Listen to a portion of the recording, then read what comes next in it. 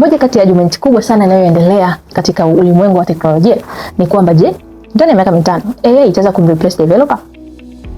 Lakini jibu ni ndio, lakini pia ni hapana. AI inaweza ikatengeneza application, AI inaweza ika debug, AI inaweza ikaandika kodi, lakini kitu kimoja ambacho AI haitaweza kuperform kama mwanadamu.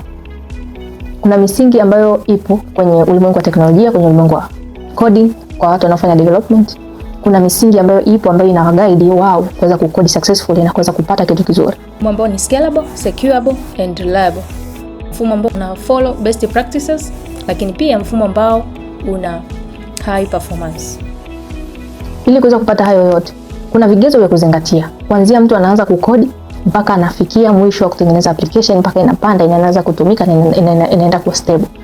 Hata tu watu ambao wanatengeneza application kwa kawaida kipindi cha nyuma bila AI, mfumo unaendelea kuwa stabilized as the days goes on.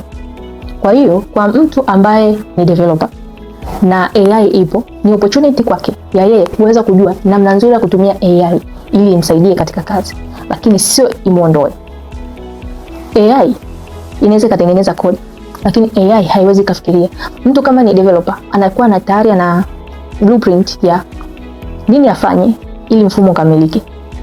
Like anajua nitatumia tech stack gani, nitatumia security mechanism gani, nitatumia nini na nini ili mfumo wangu uweze kukamilika vizuri.